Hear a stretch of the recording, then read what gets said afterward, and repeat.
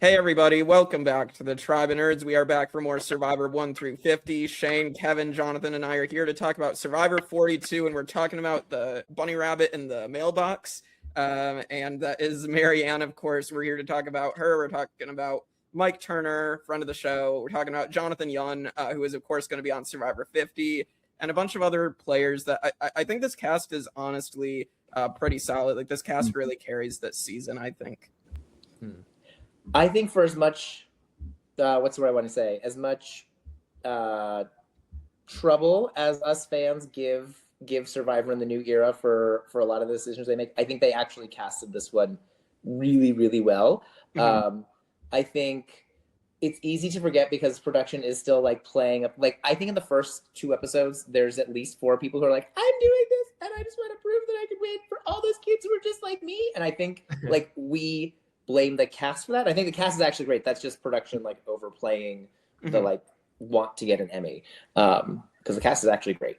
Yeah, I agree. Well, let's get into it then. So why did you guys want to discuss Survivor 42? Kevin, you want to go first since you Oh my gosh, I always want to go first. Yeah, I just up until 47, this was like, I think, the clear best new era season. I think that they corrected a lot of the mistakes from 41.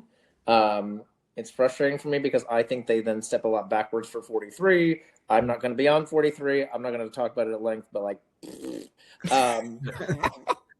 but like, I think that, you know, like one of the biggest complaints about 41 was the like Erica was so hidden, right? Like, like what was that edit? And like Maryanne is like, she is right there front and center the whole time. Yes. And I remember saying while watching it live, I love her. She's never going to win, but I love her. And like slowly coming around to like, wait a minute, maybe she does have a chance. Yes. So I think that when they are able to do things like that, I think that shows good editing. They still have some of their leftover like weird new era ideas that they had, like, let's do this like do or die, like you got to open the box and like, oh, the hourglass, like, did you really think that was something like no. So they have some weird things in there still, but like it feels like they heard like, oh wait, maybe let's not end an episode on whether or not this person is going to give themselves immunity, right? Like yeah, let's actually like make a good season. So I think they took a lot of steps in the right direction. I think the cast is great, and I think it's just a really good season.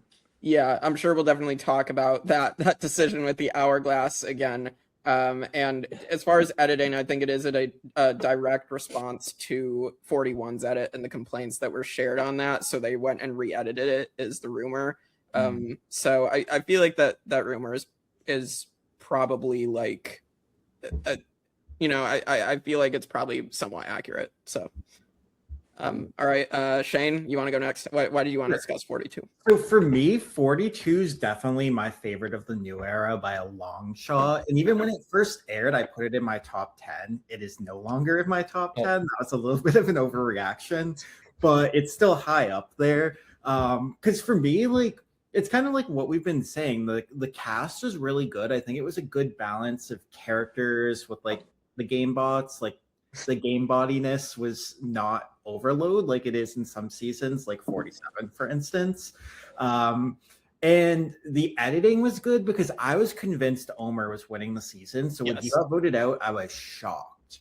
But then it's not to say like what happened with Erica where everyone's like, what did Erica do? Like once that happened, I was like, okay, I think Mike Turner's gonna win. But when Maryanne won, I was like, I see it completely. Like it makes complete sense.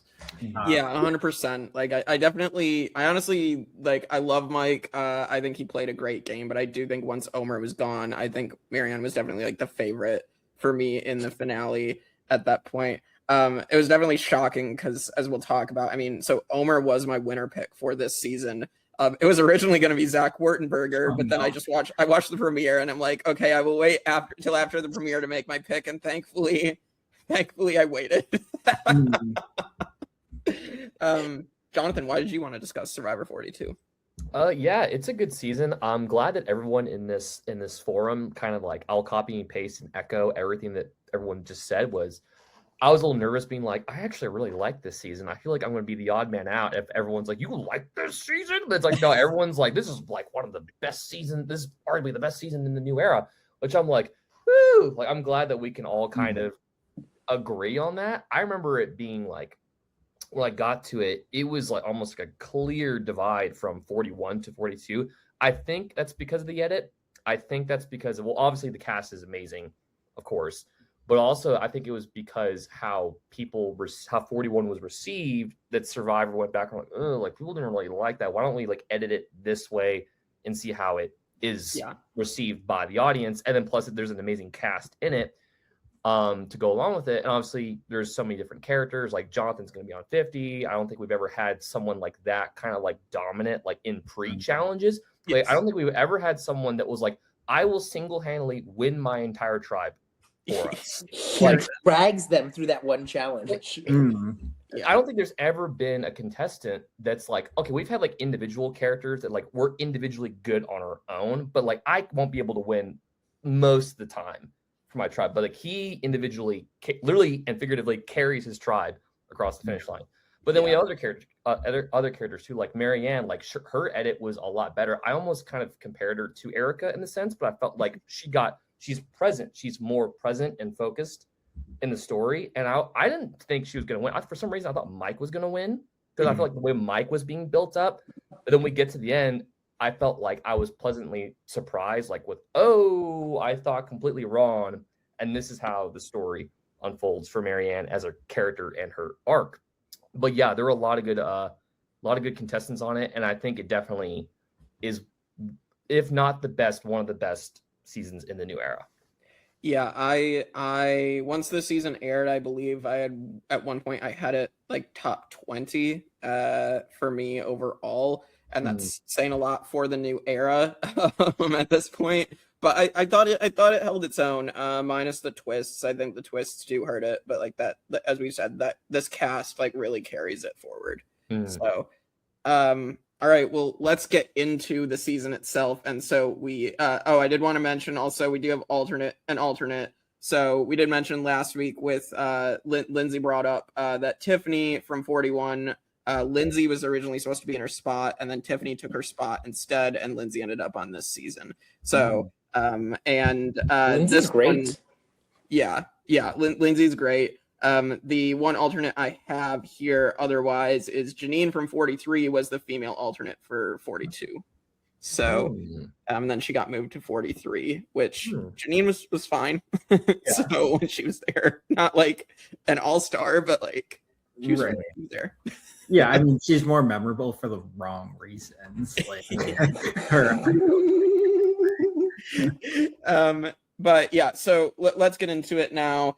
So we get our maroon and we get our 3 tribes, which again are as we will know, they're the 3 or 4 letter tribes with the 2 syllables. So we get Ika, we get Vati, and we get Taku. And I mean, from the jump, I mean, Jonathan alone makes that Taku tribe look probably the strongest, but you also have Lindsay on that tribe. Lindsay like can compete with him. Like as strong as he is, as jacked as he is, she keeps up with him. Yeah, absolutely. Yeah, and they put the 2 of them on the same team together. Yeah. Well, maybe that was like their way of like, well, just because we're doing it, like, are we intending that they carry the tribe? Yes, but it's their opportunity to prove us wrong, and maybe they'll mentally crash out, which they never really did. But like, no, I mean, the best case scenario happened for that tribe. Yeah, I also think they like purposely like they put the 2 skinny guys on the Ika tribe. They put Zach and Romeo, which is really funny. And like Roxroy is supposed to be their strongest guy. So. But like even with them like putting Zach and Romeo, who are like the skinny guys, and like the strong people on the orange, like this pre-merge is very even. Yeah. It is. Yeah. It goes back and forth a lot. Again, this is one of the best seasons. Stop making a disaster tribe. Nobody likes it. Yeah, agreed.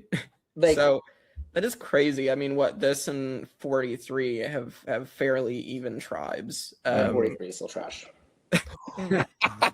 Jeez. We'll get there next week. Anyway, so we get our tribes, and they immediately have the first challenge. What's cool about this one is you have 3 people that go, one from each tribe, to the other end of the island, and they have the ability to get amulets. So we're going to see the amulets again in 45. With this, they nobody knows that they're picking up these amulets, and they have the option to then put mud and fake blood on them, which is so cheesy. Like Kai is like spreading the blood over his chest and all this stuff, and like everybody, he runs back, and Lydia's like, "Oh my god, are you bleeding?" And they bought it. What's the thing though? Like this would have been a terrible idea if it didn't work, but because it worked, it's amazing. I can't believe they got away with like putting fake blood on themselves. The mud, when you look at like, they basically just took mud, put it on their hands, and like smeared it on the front of their shirts. Seeing High was like, oh, it's like, oh, like is it like it was hilarious. And I'm just like, strangers too. They're strangers. They just started, and it's like, okay, are we all doing this? Yes. I don't know you, but yeah, we're all taking this. It's like I was lather me up. You could also see how annoyed Lindsay was, both one with having like, because they were so far ahead that she had to wait. Right. And then number 2, she was like, she said at one point, she's like, this is not good. Like, we're not doing good at this disguise. No. But I think that's because everyone took advantage of like the marooning like jitters. Like the game just start and it's like, well, why are they taking forever? Well, it must be hard. They're like, nobody like thought that like maybe they're like scheming. Like no, like they're probably thinking like they would never scheme this early in the game, right?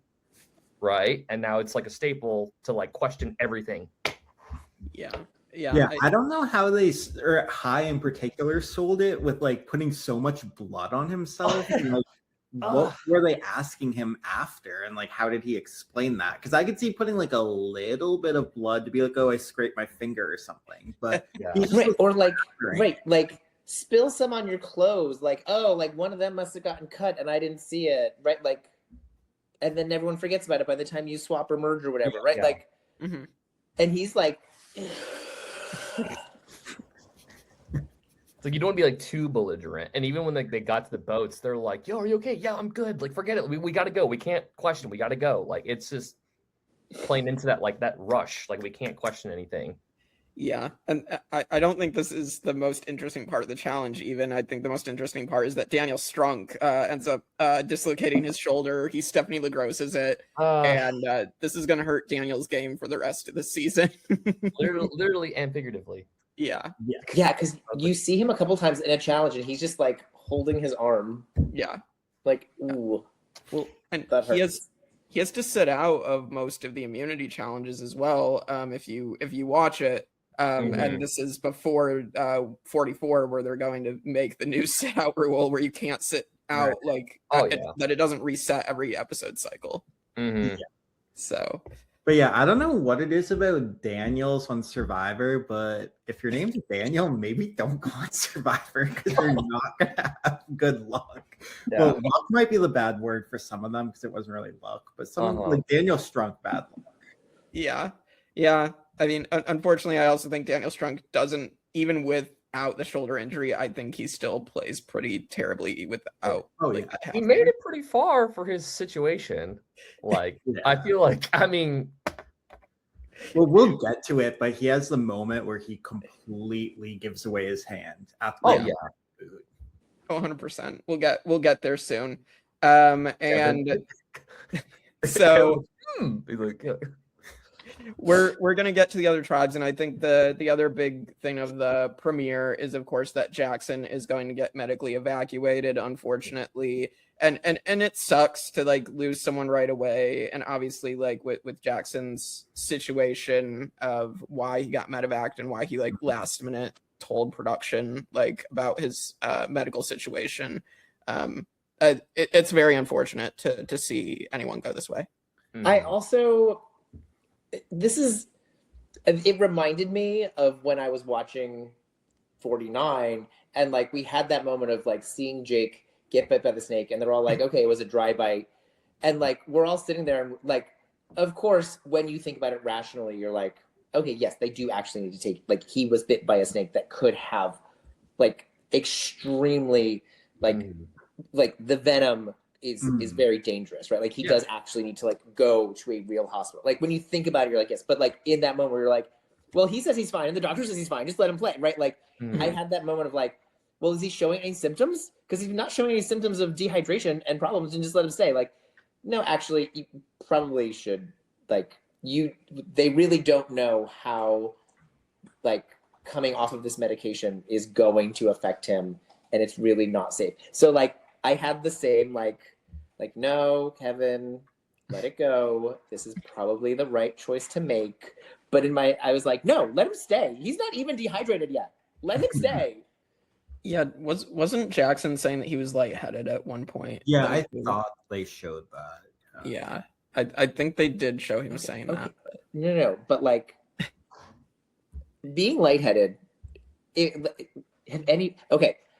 lightheaded when you're living off of a handful of rice a day, Mhm. totally fine, right? Like that is not alarm bells, right? I have been like blood sugar crashing, like barely making memories, delirious. Like Boston Rob passed out in the woods and they let him stay on Heroes. It's getting the best of me. Like there have been plenty of people who have like fully passed out. So like being a little lightheaded is not ringing any alarms for me, right?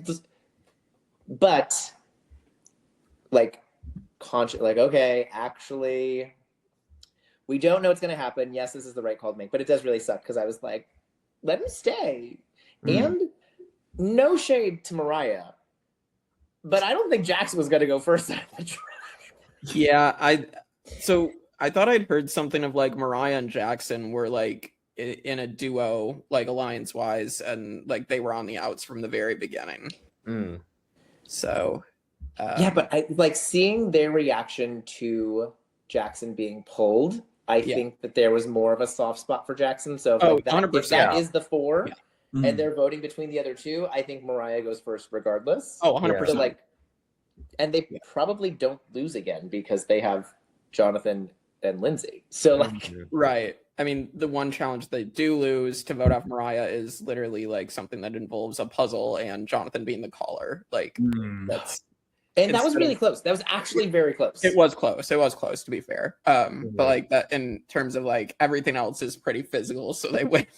Yeah. So and I understood the idea of Jonathan being the caller because he's gonna have the loud, like he's gonna have voice. the easiest voice to pick out. Right. So it made sense.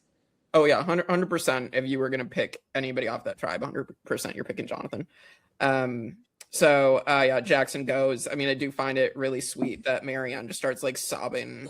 Yeah. So This is what I mean. We see Maryanne. She gets like an interview right away on the beach, and she like very noticeably like is very upset when Jackson gets pulled. Like we see Maryanne all season long. She's present. She's there. she's there. Yes. Yes. So I think her winner's edit is absolutely there from episode 1. Yeah. So all right, and then we are gonna get the Ika tribe losing, which I think had they been able to put both in, I don't think Zach stands out as bad if it's him and Romeo in the challenge, but because Romeo is sitting out, you're only looking at one of the skinny guys and the one not pulling their weight, and that is unfortunately what happens to Zach. So at least his brother Corey is gonna end up doing better in a show. In Big Brother. Aw, Comerica. Yeah, I mean, Corey found love. Zach, unfortunately, was voted out before he could find love. He almost Maryanne. Hey, he got voted out before Maryanne could meet him. I know. I know. She would have been in love with him. The winner was upset. She was upset that her love was gone. Yeah. What could have been? Yeah. I did want to bring up Tori as well, because Tori's really interesting this season to me. And I think it's fascinating that in the promos, like even like at the beginning of the very first episode, they like show, or they make it seem like she's the one to find the beware advantage with like the potato skin. And like they make it seem like, you know, she might end up surviving that lawn. So it's like when it comes down to her or Zach, it's like, okay, well, obviously Tori's staying in the game because they want us to think that, even though it ends up being Drea instead of Tori, but like I don't know. I just found that interesting, but I do like Tori as well because she is a sequester winner. She is like someone who has played these games, is good at these games. So yeah, I'm a Tori fan. I thought she was good in this season.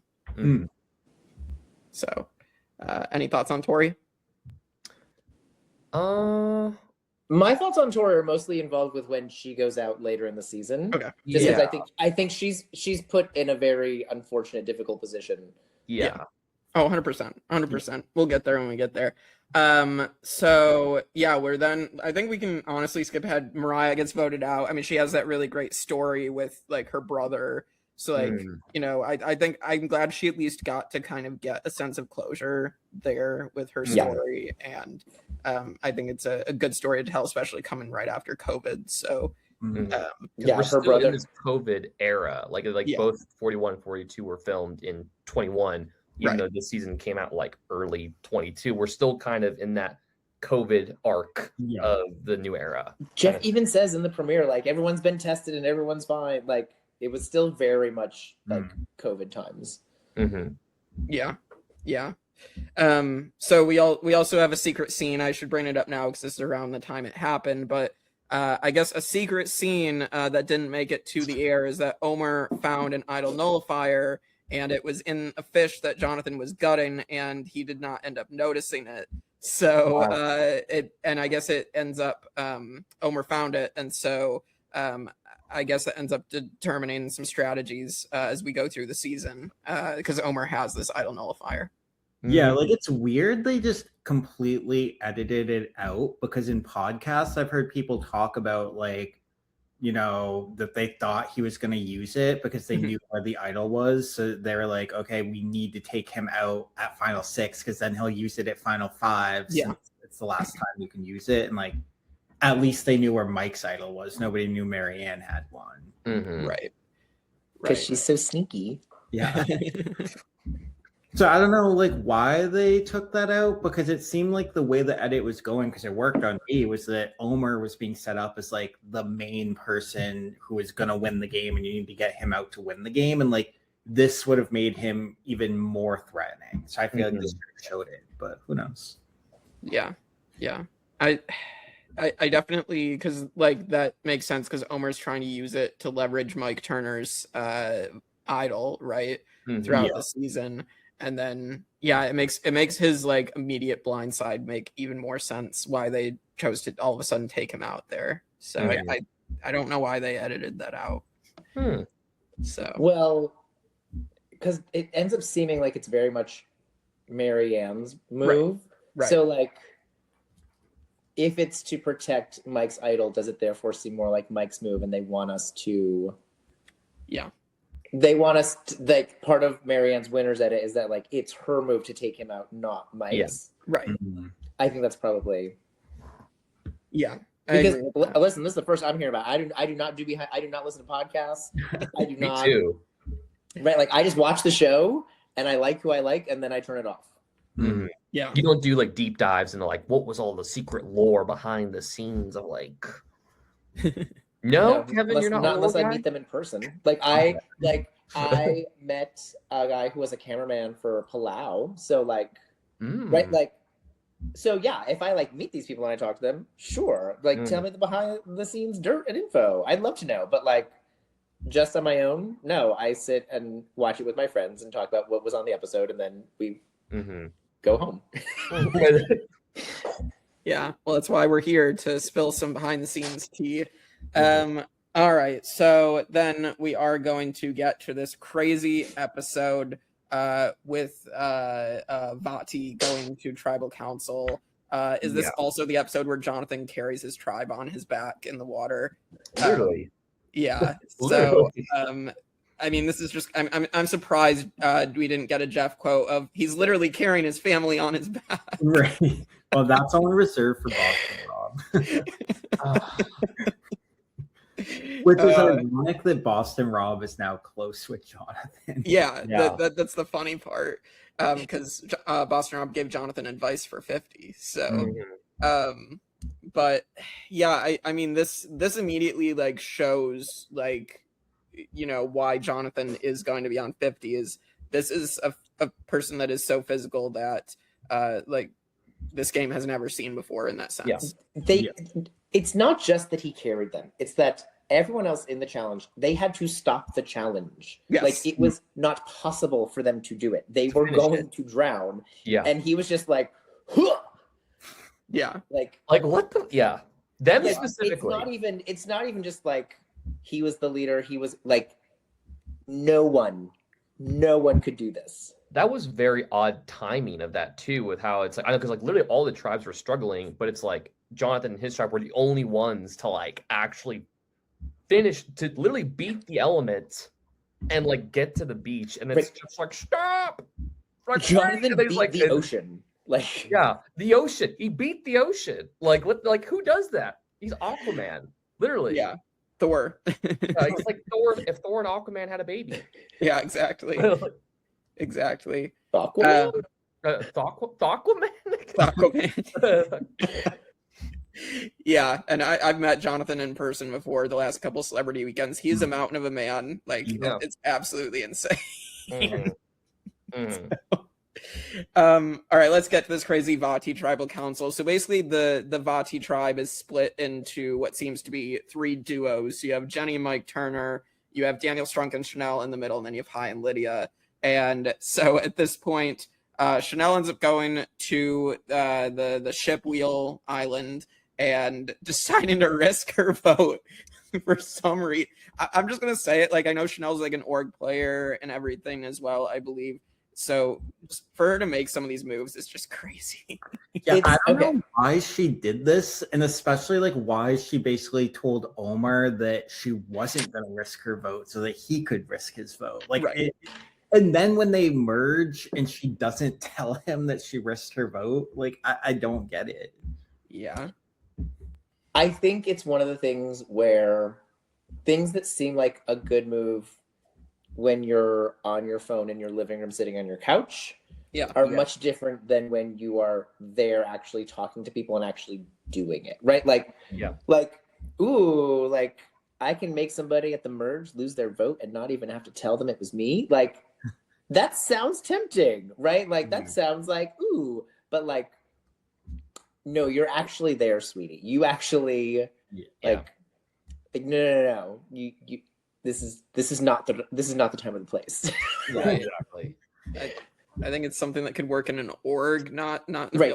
Also, like she does not. She had a rough time this season. This is not like, shout out to Chanel for doing amazing in the Challenge USA later on.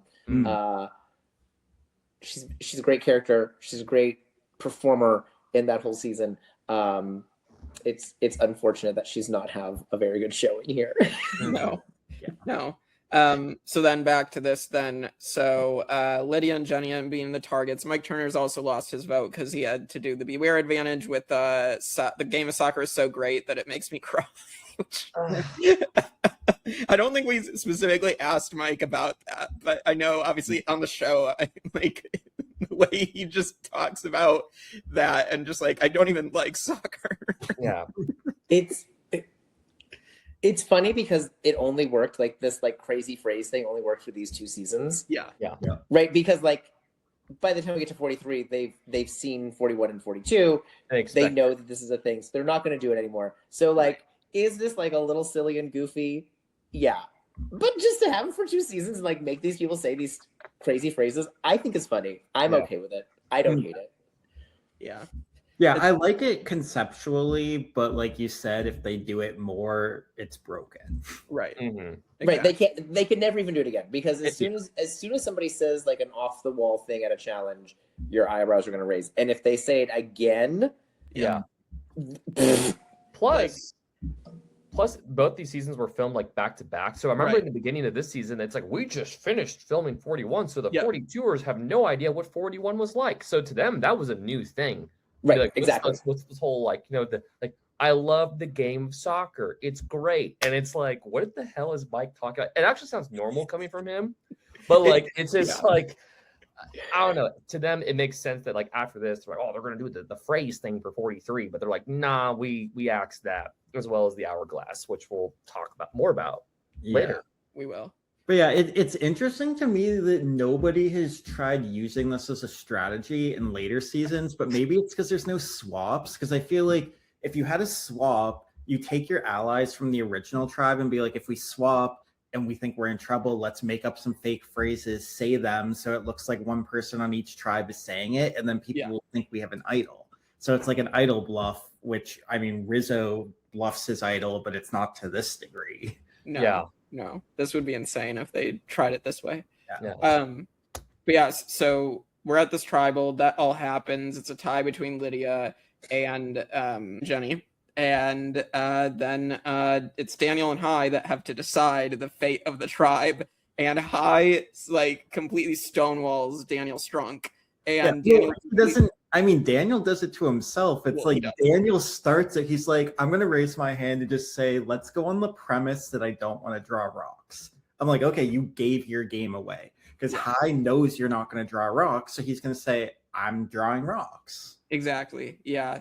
Hai knows how to react to what Daniel is giving him. And so Daniel's, of course, going to get scared and fold immediately. But it's like painful to watch that. It's like, oh. It's crazy because it's almost like, I don't know, like I felt a little bad for Daniel because it's like all these other people like made these mistakes that they're put them in the situation they are, and it's like he gets the flack for other people's mistakes. And I'm like, but again, in Survivor, it's like that's what you do, I guess. It's like if you keep your eye off the ball, or if your eye goes off the ball for like a second, people will react out of that and they'll walk out of that tribal council heroes, and new alliances are formed and people are on top, and then the people that are on the bottom are on top, and it's reversed, and then you look like you can go away from that being like you literally did nothing wrong, but for some reason you have all the blame on you. Like, that's only in Survivor like that will happen, kind of thing. And the rock draw, like I don't think we had seen, I think the last time we saw that was what, like 33, right? Yeah, that was the last time we saw a rock draw go down. So I mean, brownie points for 42 for giving us a rock draw. I mean, we hadn't seen that for a while. Right. Yeah. Well, poor Jenny. Jenny was definitely robbed, and we talked. Shane and I talked to Mike about this. Like, we gave him this what if Jenny doesn't get taken out here, and like I thought if Mike had Jenny, then I think his game definitely is quite a bit different, and maybe different for the better. Oh, for sure. So, but yeah, Jenny goes. We do get Swathi basically getting caught trying to play all sides. Never go around and tell everybody that you're their number one. Like, everybody's going to catch on because they're going to compare notes. Isn't she? She's really young, isn't she? Like 19. Yeah, I was gonna say she's a little baby. It's fine. 19 at the time. Yeah. She was in over her head, and that's okay. Yeah, I didn't really expect Swathi to end up doing well because of that. Because I guess typically 19-year-olds don't really do the best necessarily. There's been exceptions. I know Natalie Tenorelli made it to Final Tribal, but she was never winning. So I don't. And Will Wall was never going to win the game either. Like there's been the exceptions of the 18 or 19-year-old making it far, but I don't think they're ever in a position. Yeah, not to be the 40-something like old man hating on young people, but yeah, like I think when you're talking about life experience and like knowing how to be in a mixed group, right? Like if you're 18, 19, like you haven't had many opportunities probably to be out in the world with a larger group of people who aren't like you, right? Like you might be from a big family, you might have gone to a big high school, you might have had a year at a big college, right? But like to be out in the real world, like you haven't had that experience of like, oh wait, these people are different than me in these ways, but like the same as me in these ways, and this is how I do it, right? Like you're not used to doing that yet, so like I think you're just at a disadvantage. I mean, Maryanne's only 24 in the season though, so she's still young, but yeah, I think the 18, 19-year-olds, while they can be fun, right? Like I think that they're just gonna be at a disadvantage most of the time. Yeah, unless something like very magical happens that we haven't never seen before, and which would like get to the, which hasn't happened yet, but like you said, Kevin, it's usually like a disadvantage kind of thing. Yeah, it's just like I think about, because I started applying for Survivor when I was 21. I could have been on Cook Islands. My Survivor career could be as old as Parvati's. But But like had I been on that season, right? Like who am I? I'm there in place of like what Adam? Like yeah. that is not gonna go well for me. Right? Like, nope. I do not have the Parvati Survivor career. I don't even have the Candace Survivor career after that, right? Like, because I would have been 21 and I wouldn't have known what I was doing, right? And I would have thought I knew what I was doing, but I would not have known what I was doing, right? So like, I just think when you were like the youngest possible age, you're going against people who have had the time to like do a lot more life self-reflecting and just like, how do I fit into these different scenarios?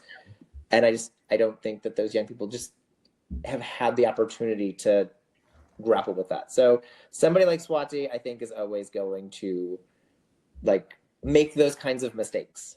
Yeah. 100%. I'm also just imagining Kevin on a tribe with Penner now, and now Yeah. Well, but also like a 21-year-old me on a tribe with Penner, right? Like He's like, me on a tribe with Penner now, we would be like best frenemies, right? Like we would hate on each other, but laugh the entire time. he would be like, that Kevin guy, I don't trust him. He calls himself Tiny Hands. I don't know why. Like, right. I would like stroll up to tribal council and just be like, all right, guys, let's do this. And he'd be like, where'd you pull those out of? And I'd be like, you don't want to know, buddy, right? Like we'd be going back and forth, and it would be hilarious. But that would be now. 21-year-old Kevin would have been like, I hate that ridiculousness. All right. So then we are going to go back to Vati, go back to the mess that is that tribe. We should also mention, Daniel ends up losing Mike's beware advantage clue. And so him and Mike going around trying to find it is really funny. Yeah, funny segment. That was a funny segment. Yeah. I don't know. Like, I honestly I think my favorite tribe this season is probably the Vati tribe. I just think there's so much fun mess on this tribe going on. So, I'm like looking back at like, yeah. Yeah, makes sense. Yeah. So then we are going to get Daniel Strunk and Chanel that are going to be on the bottom. But Chanel does throw her vote on Mike, and my favorite part is Mike just like turns around and is like glaring at her. Kind of cool, not gonna lie. I was like, okay. He's like, I know it was you. He was like, I know. And like I like the concept that like, Daniel, I knew you were gonna go, but because I'm a good person, I didn't turn on you the way you turned on me. Right? Like I like that idea, but like, Chanel, girl. Yeah. Throwing your vote on Mike is not a good thing. This is not helping. This is not helping your long-term game. Yes, he's gonna go right now, and yes, the merge is probably coming up soon. But like, sweetie, no, no. Yeah, well, it's not. I mean, Daniel plays worse, but Chanel doesn't play well either. Because Daniel immediately is like throwing Chanel under the bus, like after tribal, and basically being, "Well, you told me to," or whatever. Right. Like, bro, that does not bode well for you. All right, we have the earn the merge, and we get the hourglass back, and I think they were hoping that maybe having the most old school player in Survivor history in Survivor 42 in Roxroy, maybe that decision would be different. But I'm glad that they got rid of it after this, because of course Roxroy, even being the most old school player ever, is still going to break the hourglass. Yeah, I mean, you have to at that point. Yeah, like the thing that like, I don't know what they were thinking. I like, if the thing is that like the Roxroy, the Erica, is immune either way or not immune either way, right? Like that it doesn't affect them, then this decision is more impactful, right? Because then you're like, which group do I want to piss off, right? Like, do I want to make enemies? But when you're now included in, okay, I can have immunity or I cannot have immunity, right? Like, you're going to pick immunity for yourself every time. So like, I don't understand what they were going for. But I'm glad that they didn't end the episode on this cliffhanger of what's gonna happen. Gee, I wonder what's gonna happen. Yeah, they combined them for which was different than last season, which is a good thing. But because I remembered rewatching. Oh yeah, it's supposed to be the 2-part episode, but they just turned it into a massive 2-hour episode. Because I remember watching 41 with my friend. We've been watching the new era together, and like, as Jeff explains it to Erica, like he hands her the hammer, and I looked at my friend and I was like, I would have smashed it right then and there. Like, we would have had to reshoot the scene because it would have been immediate, right? Like, he's in mid-sentence. So Kevin, you have a right. Okay, so you have a big decision. I'd be like, wait, was I supposed with your to hand? wait? With your tiny hand, not your hammer. It's like, right, like that's like, so I didn't, that was a very confusing thing in 41. I'm glad that they, like, yes, it's still a supersized episode, and yes, there is like we'll hear one, but like not a week-long cliffhanger. That is not a cliffhanger. Right. I think it's also funny that we also get Tori calling Roxroy out immediately at the challenge, where she's like, because Roxroy had also voted against Tori at the Swathi vote, so she immediately doesn't like him from that, and so they get back and Tori's immediately like calling out Roxroy, like, of course you broke the hourglass just to spite me. Like, yeah, this season we get some people saying some ridiculous stuff when they're mad, because I mean, we talked about Daniel Strong, now Tori, and then I'm at least going to talk about Lindsay after the Omar boot. Oh yeah, I know exactly the scene you're talking about, because I forgot about that scene, and that like tanks Lindsay as a player for me. Like, I thought she was a good, terrible player after that. Yeah, 100%. I definitely. It's day. I mean, it's not day 30 something because it's only 26 days, but it's day 20 something of like no food, sleeping on bamboo. I can forgive somebody. Yeah, it's like day 14.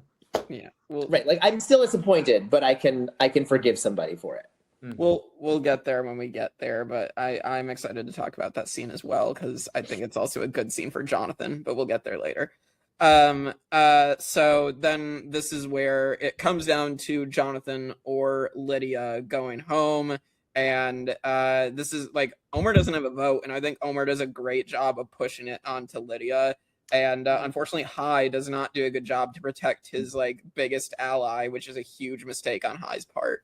Yeah. It's crazy to like. When I think about crazy vote counts, right? Like, we think about like that first merge vote in the first season, right? Like something like that, where you have like votes all over the place. And I forget that in this season, in this merge vote, it's 6-2 to 2-1. Like, right.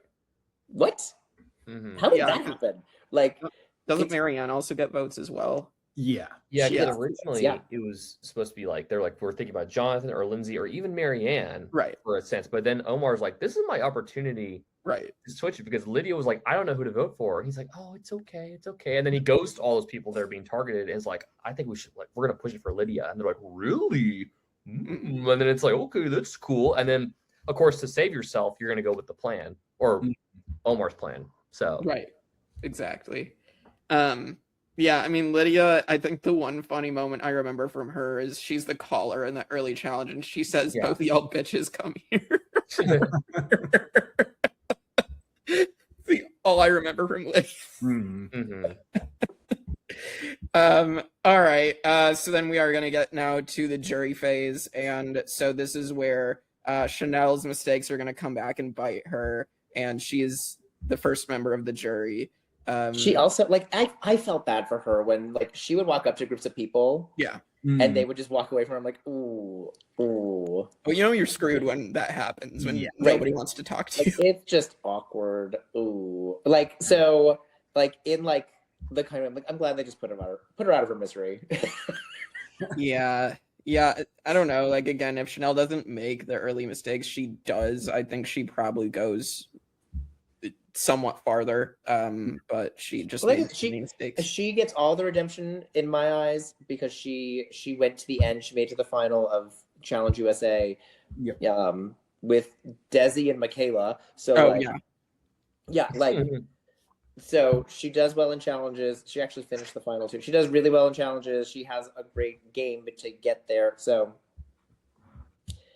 She gets Her redeemed story- later. It's fine. It's fine, Chanel. Sometimes certain groups of people just don't work out. Sometimes we just don't mesh well with them, and that's okay. Right. That's fine. For sure. And then we are going to get to the double boot, and obviously this is going to spark a conversation. So Roxroy is voted out because of what happens with High convincing Mike that they need to get rid of Roxroy, which Mike doesn't want to do, but he goes with the plan.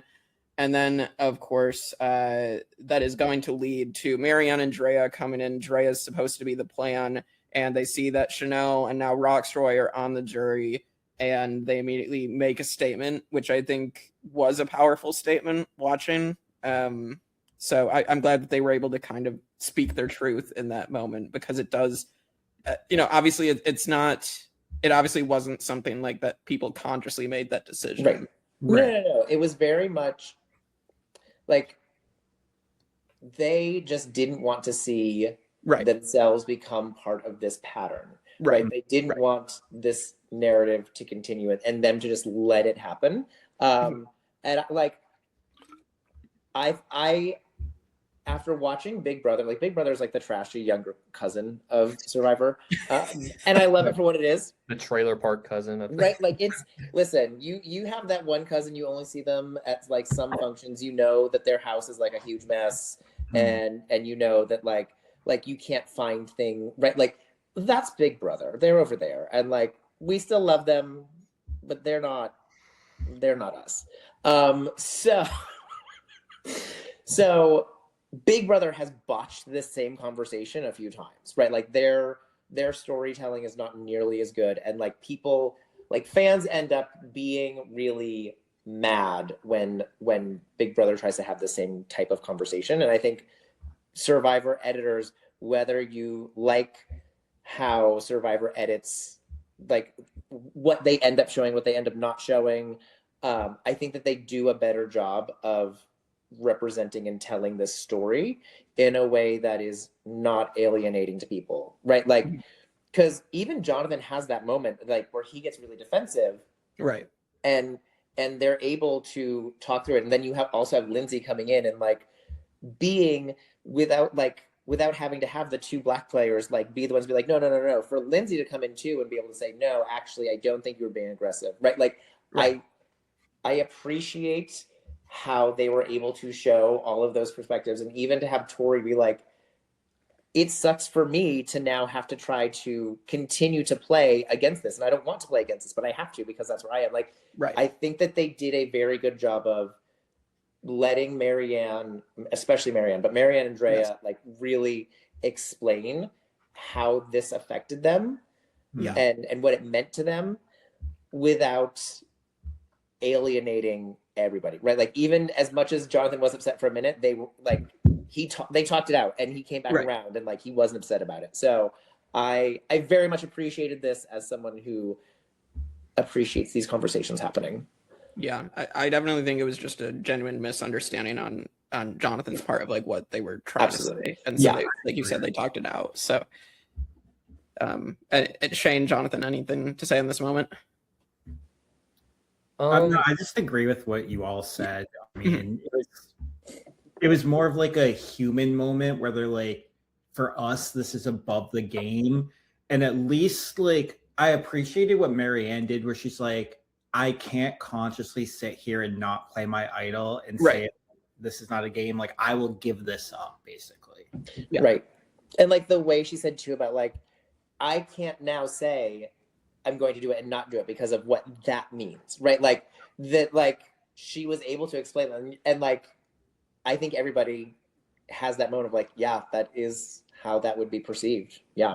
So like, I think it was very well done. Yeah, agreed. Jonathan, anything? No, I'll just copy and paste. Yeah, everything everyone said about that. Yeah, 100%. So Tori is going to go. There's nothing she can really do at this point. I mean, she was already in that position most of the game of being like the scrappy underdog. Like she had already kind of broken trust with a lot of people throughout the game. So I think she needed to obviously do better at the first half of the game to even. Yeah, and I mean, I think it was like, wasn't it always gonna be her or Drea? Like, so like, Yeah. okay, well, if it's not Drea, it's you. Right. Yeah. 100%. That's the way the group split, Tori. That's where we are. Speaking of relationships, before we move on to like this end game, I think we should mention Jonathan and Mike's relationship, because I think that this is a very tight relationship still to this day. You know, Mike and Jonathan are very close friends now. And so we kind of brought it up to Mike when we talked with him at about the 49 premiere of like his relationship with Jonathan, and also in our What If. And I think it's a really nice friendship. I mean, you can really see it once they get to the merge together and they have that conversation of like understanding each other and seeing that they have a lot in common. So Right. yeah.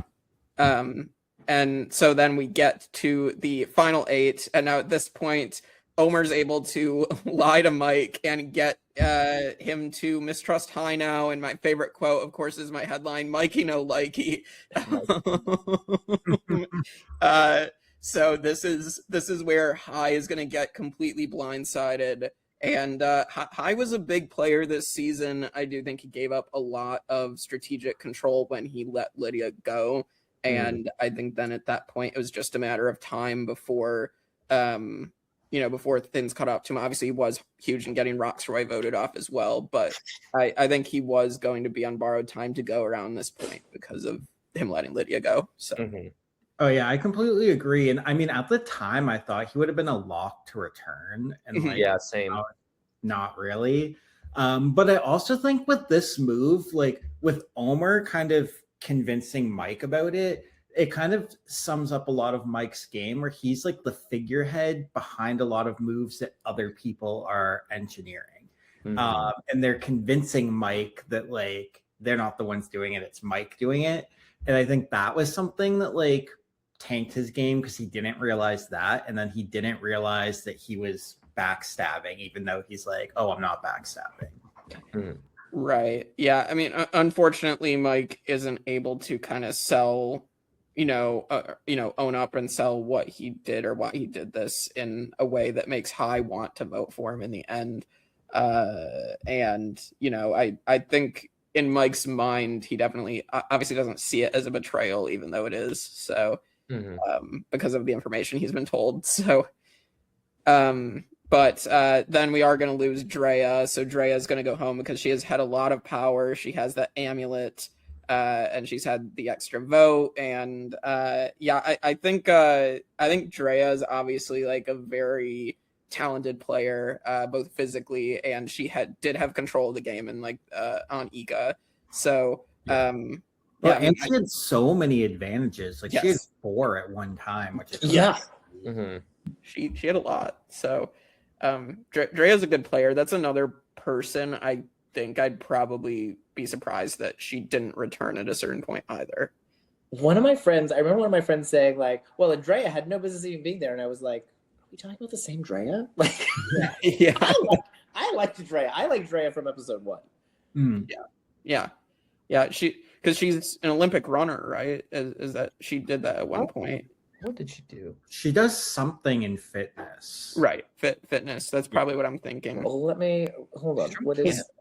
She had talked about it, like doing hurdles and things like that. Yeah. So. Oh, she did. You're right. She did. Yeah, that's what I thought. So, then we get like the over dramatic. I feel like this is one of those overly dramatic like torch snuffs where she's like trying to get Jeff not to snuff her torch and all this stuff. I don't know. It's not going to be as cringe as we'll get from like Danny in 2 seasons. But that was terrible. This almost was like, is she just copying Sandra from Game Changers? Yes. Pretty much. Right. And Sandra's has a lot more weight to it. So right, because it's the first time Sandra's getting voted out in her 3rd time playing. No, I mean, I don't mind it. Like, if I'm on the show, when I get to be on the island, I don't want Jeff to snuff my torch either. Like, I don't want to. Don't do it. But I feel like we're also getting to the point where everyone's like, "Oh, you guys, I can't believe you got me." Like, we're starting to get to we're now in that point in the series where no one. I feel like it's almost like a rule that you can't be like pissed off that like you're voted out. You have to be like, I can't believe you got me, you silly goose, Right. like kind Yeah. of thing. And now it's like, you know, I don't know. I think I think that's where that trend kind of starts in this season as we progress forward. But yeah, I don't know if people want bloodbaths again. That's why they should put me on the show. Yeah. I will give you dirty looks if you blindside me. Exactly. It's like bring I back will the give dirty you death look. glares. Yeah, bring back the Mike who's gonna look at you when you vote him. You know? Yeah. It's like Kevin, Kevin gets one random vote, and just Kevin goes like, "There's like the one live game I played. I knew I was getting votes. I was on a tribe of 6. I knew I was getting at least 3. So it's 3-2, and it's the last vote, and I'm like, come on, Ty, come on, Ty, come on, Ty, and it says Kevin, and I was sitting like this, just waiting, and I went, flipped it, and everybody watching started laughing.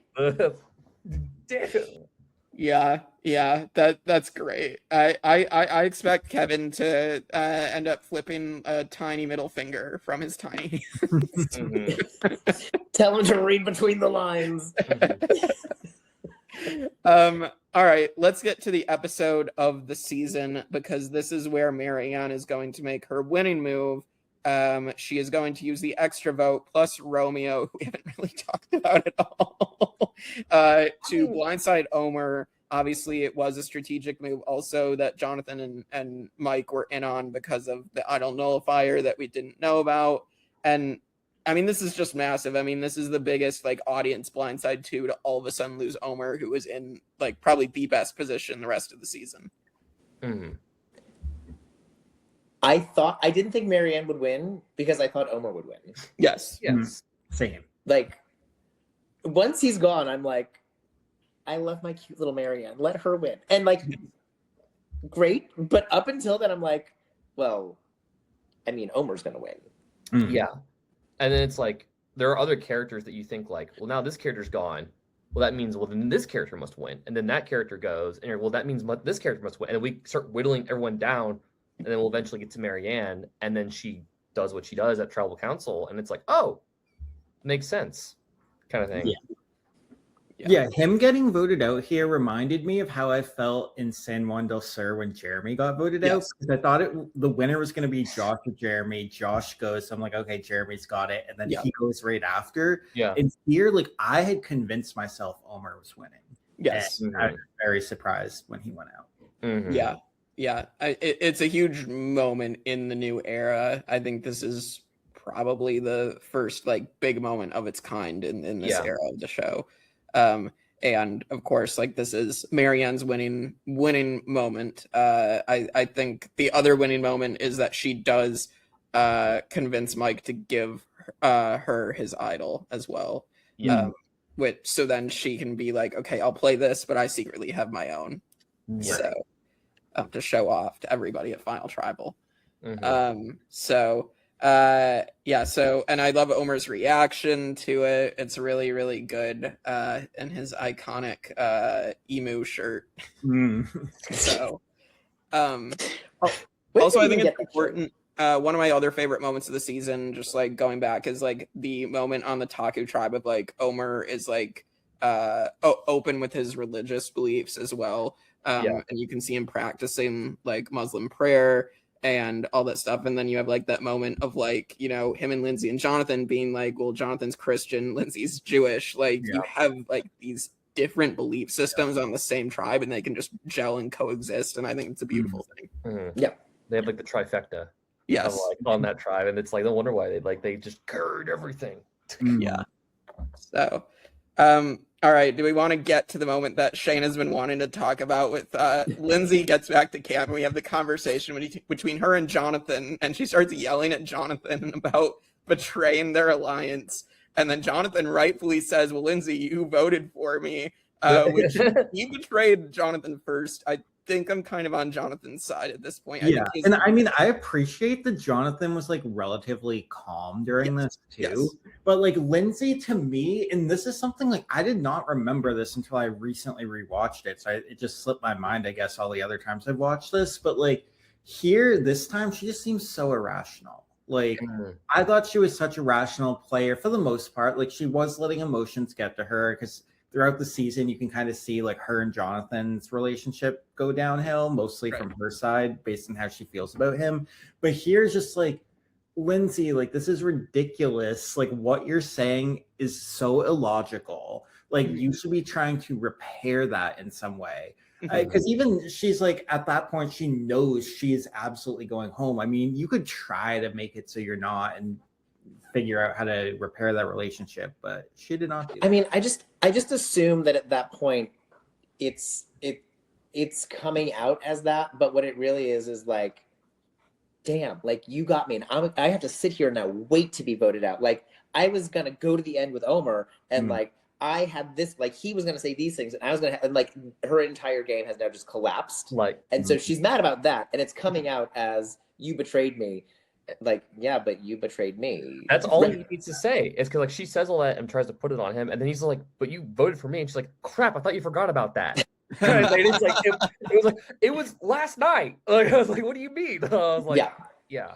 I But yeah, feel I think it's just that it comes out back- as it's back. I'm mad at you for betraying me. But what it really is I'm mad that I'm gonna get True. voted out because I am now at the bottom of this group. Yeah, that's another thing about Jonathan. It's like, of course, he's like a goober and like not the like uber like most strategical person in the world. Obviously, he's like a challenge beast, but like he's kind of a cool cucumber for the most part. Like he's not like just being super. I'm sure he's lumbering around and whatnot, but like he doesn't like speak uber like fast or defensive, or like he's just kind of like not necessarily, he's not like an attack dog in that sense with his like strategy. If he has a strategy, I don't know, but it's like that's kind of his shtick that I was getting for the most part from him. Like Lindsay's saying all that, and then him just kind of like casually countering with like, "But you like voted for me last night," and that's it. That's all you need to say. It's just like, crap. Okay, Yeah. like. It's the only argument he needs to That's make. the only And thing you need sometimes is you voted for me. And I was like, damn it, you're right. I did. right. Shit. And she has no argument. She has no allies at this point besides Maryanne, who at first wants to keep her, but she realizes that she also can't beat Lindsay, and it's better for her to go to the Final Four without her. There is some other flawed logic with Lindsay because she had the amulet, which was an idol. It was the last time you could play it. She could have played it on Omar. And she was like, the reason I don't want to do that is because if I play it, it's going to go back into circulation. Like, it doesn't matter if you play it or not. If they're going to put it out, they're going to put it back in circulation because it's expiring. So, like, have you never seen Survivor before? Right. In Shane's confessional, duh. Survivor works Lindsay. Well, like, no. I realized that too watching. She really could have saved Omar in the game, and she would have been fine. But yeah, well, I mean, also here's some more flawed logic. As much as I'd love to see it because it would be a great finale, but like Omar's probably beating her. Yeah, it would be tough, like of course, and it'd be great to see because I'd love to see like a really close final. But I think he beats her. Yeah, I mean, agree. I think he probably beats her, yes. But that's what we're seeing as the viewer, right? Like she's not watching it. She's living it. And in her mind, she's probably thinking, okay, he has these arguments, but these are the things I've been doing. So like I can counteract and it'll be a fair battle.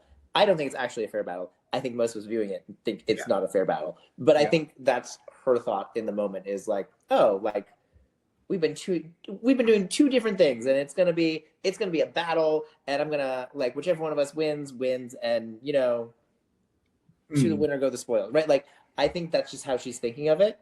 She thinks she has an even chance, but I don't think she does. No, and I mean I think that's also a testament to Maryanne's game because Maryanne recognized the threat that Omar was, and Lindsay didn't. Yet Lindsay is also considered like one of the top threats. So it really is showing us like, hey, all along, Maryanne has been like showing why she's just as good, if not better than some of these other people. Yeah. So then we are going to have everybody versus Lindsay, basically. Mike Turner does win the final 5 immunity, and unfortunately, Maryanne is going to join everybody else in booting Lindsay out of the game. Is this also where Romeo tries to play the fake idol and claim that he? Yeah. Oh, Romeo, Romeo, Romeo, wherefore art thou, Romeo? Yeah. I mean, Romeo, like, his pre-merge game was good. Like, he was running things with Drea Yes, on that yes. tribe. I liken him a lot to like Sherry Beethman, where she was Yes. running things pre-merge and then just go by the end.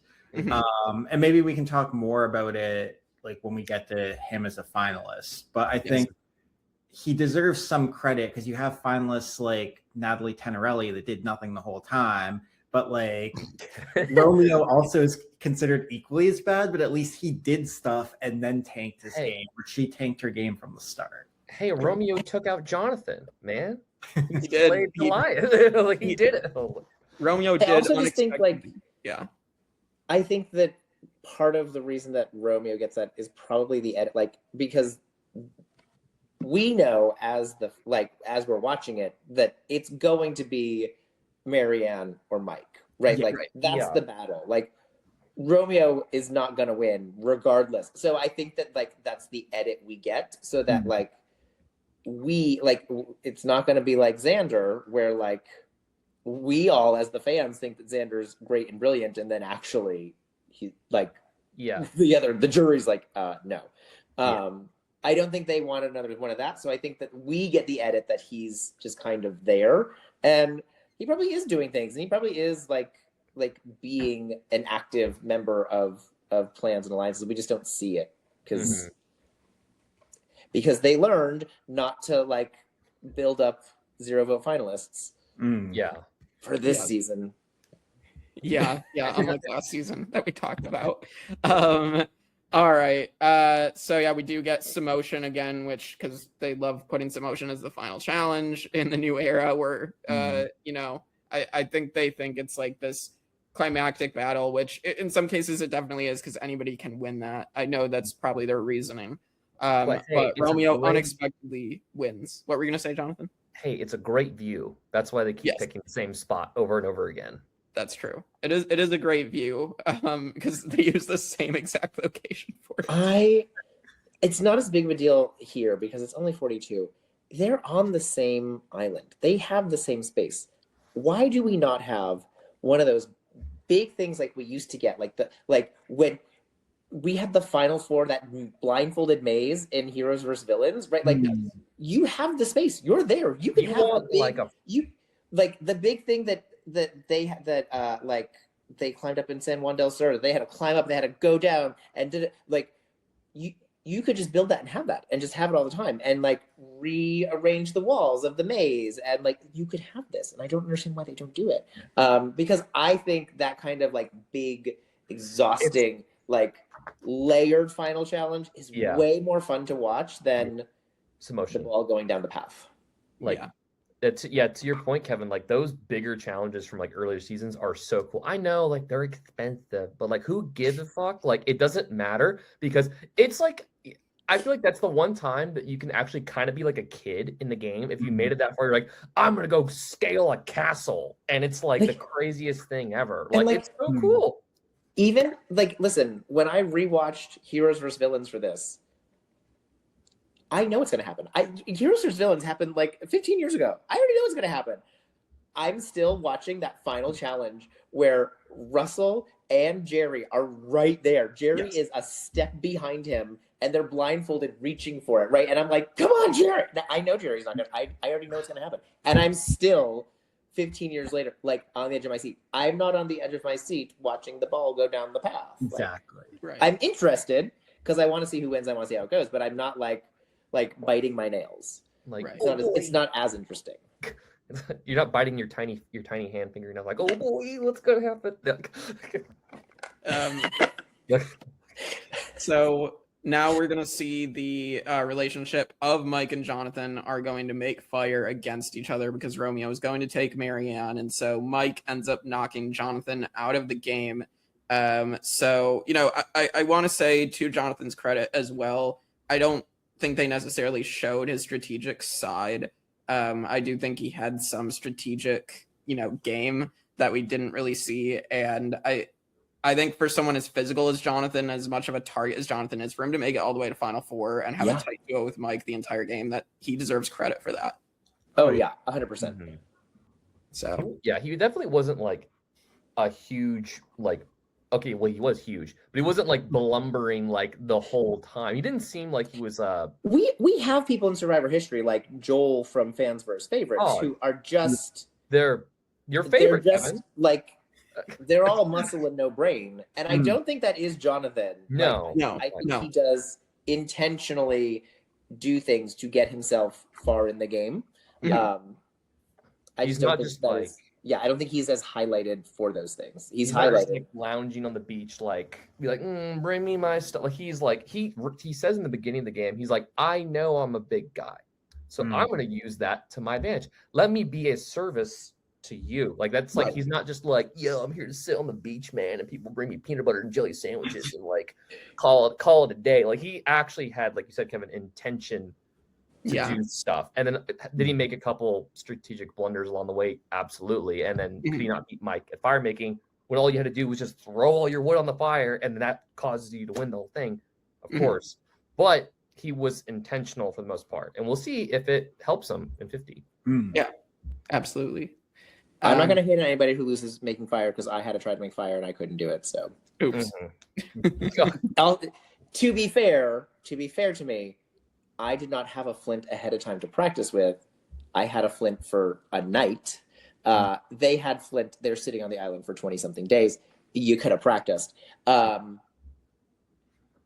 yes, I'm not going to hate anybody for it because I'm still like, just put me out of my misery. Somebody else make the fire. Yeah. So we're going to get to final tribal council. And I think obviously everybody knows it comes down to Mike or Maryanne. Mike has a chance to at least own his game. Romeo is drawing dead. I do appreciate Romeo does have like that moment of like, honestly, like this is what happened. I unfortunately never was able to get like any form of strategic control back once the merge happened. And so I just dealt with it and just kind of flew through by the seat of my pants. But between Mike and Maryanne, so Mike obviously unfortunately does not own up to his game of like, he played the honor and integrity card, and unfortunately that isn't going to win you Survivor because everybody lies at some point in the game. So it definitely again reminds me, I'll keep saying the name, Lee Carseldine, Australian Survivor, someone that just does not own their game, that they played a really good strategic game and they just didn't own it because they're right. Like he should have used arguments to be like, hey, it's a game, there's certain things we all know you have to do in the game. I tried to stay as much honor and integrity as I could within those boundaries, but like you can't be honor and integrity all the time because it's a game to win. It kind of goes back to like Coach too, but Coach did it to the extreme where Mike wasn't like preaching it. Right. But yeah, I think that was like a major flaw in his argument, and he had a winning game. It's just how you pitch it. But like Maryanne had a winning game, and she pitched it amazingly. And yes, like her pitch was just kind of like, I felt like obviously she's kind of been in front. Obviously, we've talked about how she's been present the whole time in the season, and how like her big moments are highlighted, and we all get to this point. And at first, I really did think Mike was going to win because I feel like I didn't know who won the season, but for some reason I thought that he was going to win. But then like Maryanne comes out with like, she just, the way that she speaks is very, very, well, you can be terrible, but if you get to the end and you give an amazing speech that makes people question their everything and you win the bag that way, well, then that's the point. And she doesn't highlight her own game. She like she literally talks about other people's games. Yes. And like, it's not like she knew like everyone's game. It's like, I knew this person because of this person, because I knew Mike was going to do this. And it was just like, where are you getting all this information from? I know she said something about Jonathan, and Jonathan kind of gives like the whole like gives like the whole like weird like little smirk thing. But other than that, Maryanne was kind of like literally daisy chaining, going down this rabbit hole of events that we were talking about as the episode is named after. And she kind of like drops the huge bomb at the end, and everyone goes like, yes, like that was, you summed up the entire season. She literally summed up the entire season, like right there in her speech. 100%. Right. Which is crazy. She also, it's like, it's crazy to think back in hindsight because she does speak so well in that double tribal episode. Yes. Like that as a viewer, I didn't see it at that point, but like I don't think the players saw it either. Like, No. she's a really good talker, guys. Yeah.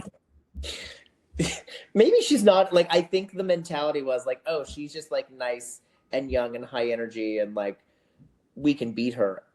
And like I don't think that I even recognized at that point, and I should have, that like, oh wait, she can talk. Mm-hmm. Yeah. Yeah. Yeah. So then she gets to tribal council and she does. Yeah. And then And I was so does proud. talk, yeah. One thing I want to mention, and I don't know that it applies to her or not, but it's something that I didn't realize before, and then I saw it happen in orgs because we're involved in all those, is like lying at Final Tribal and making up lies about your game that are believable. And like I said, I don't know that she did, but one thing that like maybe she exaggerated a little was like how she was describing how she like set up her end game so she had options at every corner. I'm like, Yeah. was that intentional or not? I don't know. And like, did you just think about like, hey, here's a situation I'm in now, this makes sense to say this? Like, maybe it was intentional, maybe it wasn't, but like, I don't know. So I just wanted to bring up that point and say, like, I've definitely seen in orgs, there's one particular person that lied about his game completely and it got him the win. Well, But yeah. is that person? Oh no. So it is a Vanquish winner, but it wasn't Vanquish that they lied about their game and won. It was another org they won. Oh, okay, gotcha. But that is a good point, Shane. 'Cause I completely forgot about how like with Maryanne, she is highlighting her own game, but then I was like, wait a minute, is she lying about that? Because I don't remember that happening. But it's like, oh, like I'm making people think that this happened, and that in and of itself is a strategy that you can do at Final Tribal Council. Is that you can just pitch yourself, you can just say anything, and if you, as long as you sell it and people buy it, like doesn't matter if it's true or not. Right. And like, Is it fully lying, or is it just exaggerating the situation? Yeah, see, Right, the like- better word is exaggerating. Yeah, it's basically lying about the intentionality of it, but it's exaggerating the situation because like the circumstances of your situation are the same. It's just the logic behind how you got there. Right. Right. Like, does she have options in the end game? Sure. Like, yes. was she always going to take advantage of those options? Was that in her intention to have those options? Like, different question. But did she have the options? And like, can she sell that part of it? That like, yes, I have these options, and that's why you should pick me. Like, but like, were you ever gonna do that? Was that even something you wanted to do? Doesn't matter. I think she played a good end game. I will say, like, again, I do think like you guys have made the point of exaggerating. Again, we have seen winners do that, exaggerate or flat out lie, exaggerating. Like Christy Bennett in Australian Survivor literally did that. And like Chris Doherty definitely did. Yeah, that. I was just going to bring up. Sadly, Kevin, I have to bring up Chris. Why? Doherty. Why do you have to mention his name around me? Why do you have to bring this up? I mean, he flat out lied to a ton, like most of the jury. Okay, but like, I don't even care about that. I don't even care about. Listen. All things equal, he's to me a mid-tier winner because we know. because whatever. It's the fact that you all think he's so great and he's so smart because he lied at Final Tribal Council and he's so amazing and he's so underrated. He is so overrated because you all underrate him so much. No. I think Shane and I were just bringing him up as an example of someone who lied. No, I think he's like upper mid tier at best. Upper mid tier. But he's not in the elite tier. There's like No, because 17 people that are like the top elite. He's not there. No, I think if you put him on a Winners at War season, he either goes out early or he ends up looking stupid like Ben and Nick. Yeah. Personally. All right, well, that's the end of 42, so we can head to our rankings. I'm not really sure if anything is really going to crack any of the top 10s, but we can absolutely discuss and see. I'm going to pull up my rankings here. I don't think that I have. This is my highest. Like this and 47, I think are the highest. Yeah. The best of them. I don't know that I have. No, I don't have this in my overall top 10. So first boots, we would be considering Jackson and Zach Wurtenberger. Obviously, not Jackson. I like Zach, but I think his brother being on Big Brother is probably more the reason he's now like popular. But I do like Zach, but I don't Yeah. think either of them are cracking Yeah. this. I don't think that he is important enough to the season to warrant him being on the first boob list. Yeah. Mhm. Not over any of these. Next.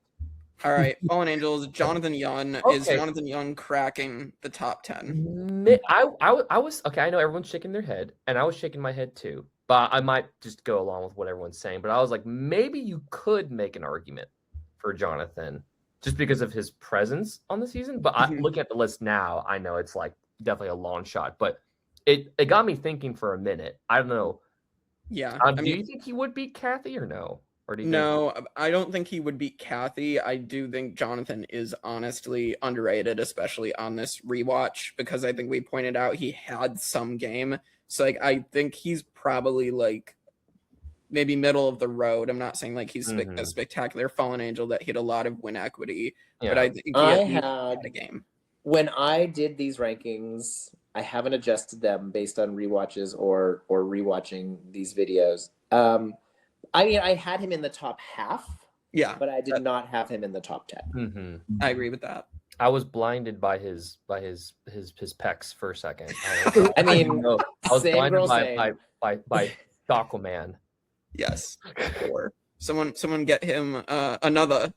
Another. It's like he will get another on 50. Yes. Yeah. Losing finalists, so this would be Romeo and Mike Turner. I don't think Romeo, again, I think Shane summed it up. He's literally the Sherry Beefman, whereas pre-merge was Strawn, and then he just petered out from Final 12 onwards. He petered out. Romeo definitely not. For me, Mike Turner, Yeah. I do not think he's top 10, but looking at this list, I think he's better than Kelly Wigglesworth, but I think Kelly Wigglesworth is too high here because she's above other people that I think Mike Turner's not better than. Yeah. Now I'm like looking at that list, I'm like, Kelly's still here? Yeah. I'm like, I think Kelly's still here just as because she's the first one. she's a gatekeeper at this point. And it's like, you can't get rid of our first gatekeeper. Right. They've had this job forever. Like, it's like, I mean, okay. So maybe, yeah. But do you think Mike would at least be in the top, 20? Or do you think I would say top 20. I think Mike's potentially have him top 15, maybe around number 14 or 15, but top 20 is safe for sure. Yeah, I had him at 18. I have him, and that's out of, because it's runners up and people who are third place, but 8 out of 80. So I do have him high overall, but just out of this group, I'm not unseating the very first one for Mike Turner. right. Yeah. Right. It's kind of like now that list has sort of been set and everyone has we found all the people that are past Kelly, but there's nobody else that could just get over Kelly's Wigglesworth. No. I'm surprised some it's fine though. Yeah, I mean, we're missing from this list some good ones. Yeah. I should be there. Listen, the disrespect to Natalie Anderson and Michelle. Oh, Kevin. Maybe that's a discussion for after the series is over if we want to go back. But winners, so I don't think Maryanne cracks this, but I do like Maryanne a lot as a winner. I think she's one of the best characters in Survivor history. And I think that's the best I can say about her. I think she's also a lovely person. So $1 million smile. Yeah, I have her again. I have her in the top half. I do like her. I do, like I've said the whole time, I very much appreciate that she is present the whole time. We see her the whole time. It is not an out of nowhere win like it was in 41. No disrespect to Erica, but that's what they presented to us. So I very much appreciate everything about her. I don't think that. I mean, how does Boston Rob still here though? That's gross. But come on, guys. Who's okay? And Kevin's Tony being at number 1 is ridiculous. Then Parvati. He won a winner's season. He won twice, I know, Kevin.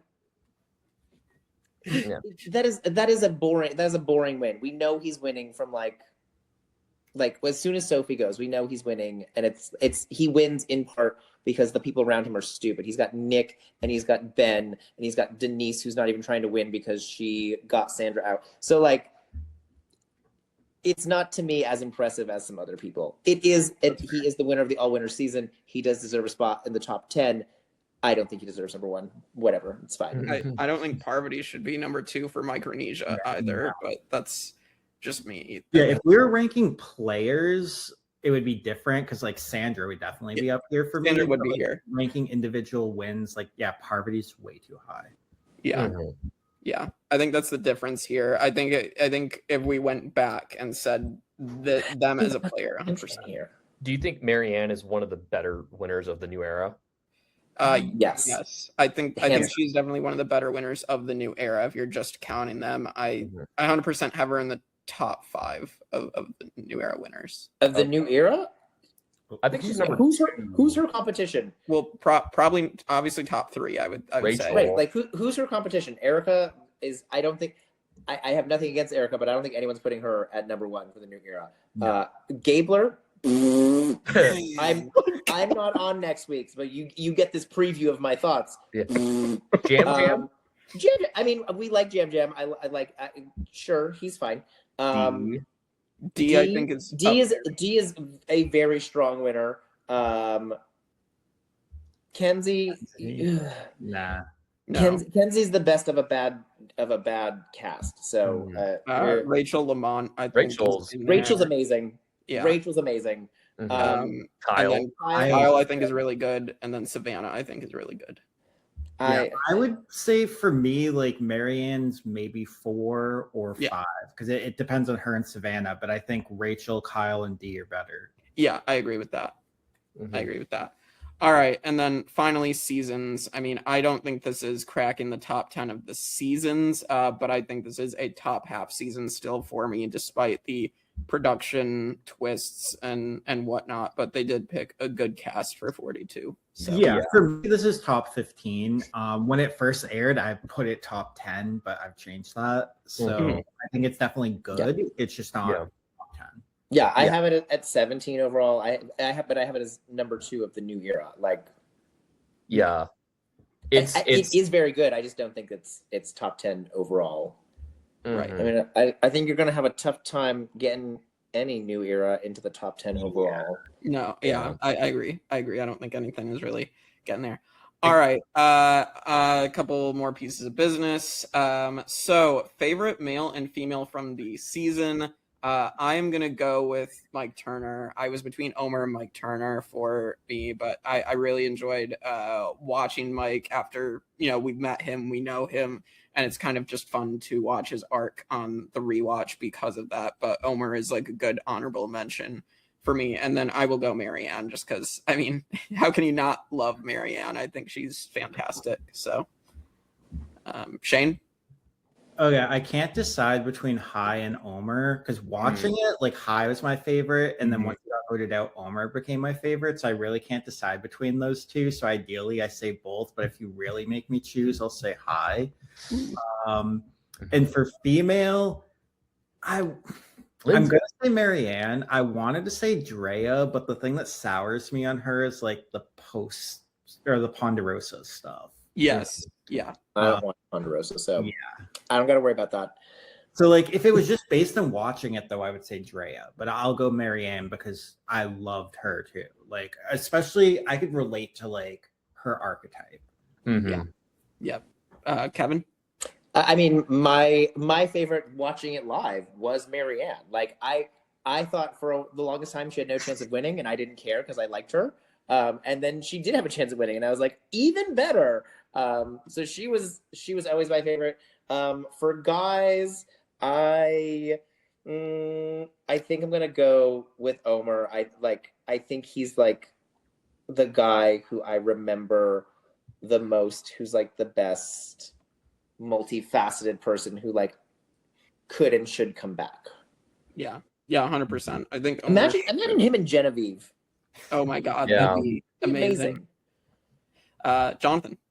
I think for females, I will definitely say Maryanne. At first, when I first watched it, I wasn't exactly on the Maryanne train, but after like going back and rewatching the highlights, and when you're like far removed from the season and you can like look at it like in a bigger picture of things, I do like that she was present, and I do appreciate her win at the end for the fact of how well she was able to just like, I didn't think she was going to win. I think we all mentioned at some point in the season that like we didn't think she was going to win, but then she's more present, and the person you think is going to win gets voted out, and you're like, well, where do we go from here? Like going up to this final tribal, I thought Mike was going to win just because of all the lore that I heard about him, and then like he didn't, and I was like, oh, Maryanne just dropped the hugest bomb. I think she just took the cake, kind of thing, and then she did, and she's a really good speaker, and she's a really good winner, I think, in the new era.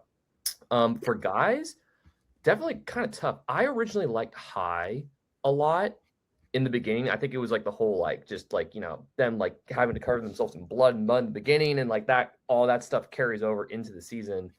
I liked High a lot. Omar's great.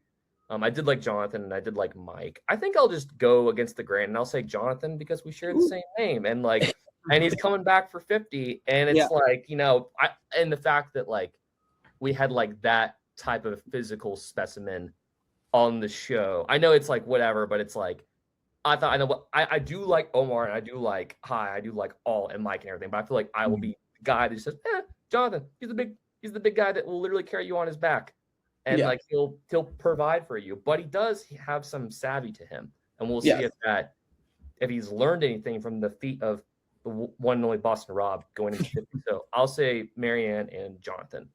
Yeah. All right, all good picks. I think we all picked different guys, so that's very, very interesting. All right, last question. How did the season contribute to the evolution of Survivor? I think Maryanne winning contributes that like you can be a big character like in your face and still end up winning. Kind of proves like anybody can win this game. And I do think like this does basically like the fan reaction to a lot of the twists does cause production to get rid of the hourglass, to get rid of the do or die, to kind of cut back and try a couple other twists within the new era, even though they're not going to stray away from their general like tribe divisions, which they probably should have, but that's a discussion for a different day. And I think Maryanne's win also, it doesn't set the blueprint. I think Erica sets the blueprint for how to win in the new era, but Maryanne's validates it. It shows that like you don't want to be the flashiest player because you're going to get sniped out at like 5 or 6. Right. You kind of want to be making the moves but have the perception that you're kind of like goofy. I mean, it's kind of like Rizzo at 49. Like, he reminds me a lot of her, where he seems like he's not taken seriously, but like he's playing that game hard. Agreed. Kevin? I think one of the things that stands out to me is that conversation at the Double Boot episode, that I think Survivor has shown that, like, listen, are they perfect at everything? They are not perfect at everything. And do they sometimes cover up or tell stories in a ways that are not completely accurate? Like maybe a little Island of the Idol situation. Like they flub some things, absolutely. But I think when they get it right, when they tell a story right, like it reaffirms that like the reason that reality TV is so good, right? Like we want to see real people interacting, and like, yes, this is a completely like way unrealistic situation that you're in, but like these are real people, and this is really what they're thinking, really what they're feeling, and this is how they deal with it. And like I think that's why we watch these shows. So I think that is like a great moment in the season, in the history of Survivor, and just like in the cultural, like how we come to understand each other better. So yeah, 100%. Jonathan? I think it's definitely one of the best seasons in the new era. And I think because we're still kind of in this like post-COVID world of Survivor, looking at like kind of like the double feature of like 41 and 42, I know 41 kind of gets like a bad rap and like the general like perception of it for like reviews and whatnot. And them looking at 42 and being like, well, obviously we're going to change the edit and make it look better. But I feel like because the cast was so strong on 42, and even though there was like dumb stuff and advantages that were like or dumb game mechanics that was happening to them in the game, like that didn't matter because the cast was so good, right? It's like that. Like I think that's what you would ultimately want in a Survivor season is even if we mess up production wise on how stuff's going, you at least the cast is like carrying this thing kind of thing. Because if it was like the cast was bad and production was bad, then that's a bad season. Like, you mean what happens in 46? I mean, we'll cross that bridge when we get to it. But it's like with 42, I think it was just kind of like in the double feature of the post-COVID seasons of 41 and 42. I think 42 is definitely a big standout, and I think it made people feel better knowing that like, oh my gosh, like even though like 41 was 41, it's like, oh well, at least we got some hope going forward into the new era kind of thing. Like will these seasons stack up against 40 and before? It's a little kind of that thing. Yeah, it's a little frustrating for me to think about that. Like they actually like took some of the lessons from us of like, this is what we want to see. Like we want to see a strong cast. We like this is one of the best seasons because of that like very even post merge. We don't have a Lulu losers tribe, right? Like, and I like it seems like they listened to us and we liked 42 so much better, and then they stopped listening to us, and that's frustrating. But I think if they listen to us, like, sure, still have your ideas, but listen to us as the fans. We know what we like. Like, look how you can improve your seasons. If you just listen to the fans. Just in the hands of the fans. Oh my God. If you let us choose, we'll give you the greatest season ever. Yeah. Well, that's we'll see how that turns out for 50. Yeah, we'll table that for another day. But yeah, thanks again to you guys. And we're moving on to 43 for our next podcast. We're putting poison in the King's Vial and dipping below the surface as the Alligabler. And we're gonna talk about Gabler. We're gonna talk about Jesse and Cody, Gio, another friend of the show. I love Gio. Gio's great. Yeah. We will be talking about a lot of fun people. Noel's fun. Noel's great. Like so. I'm excited. I think my opinions went up a little bit of 43, just a tad. But I am not rewatching 43 because I'm not going to be on this podcast because I don't want to. Well, luckily for you, it will be Jonathan, Joe, and our sweet friend Cam, biggest 43 fan. Our sweet we will see you all next week for more Survivor 1 through 50 on the Tribe of Nerds. Go Maryanne!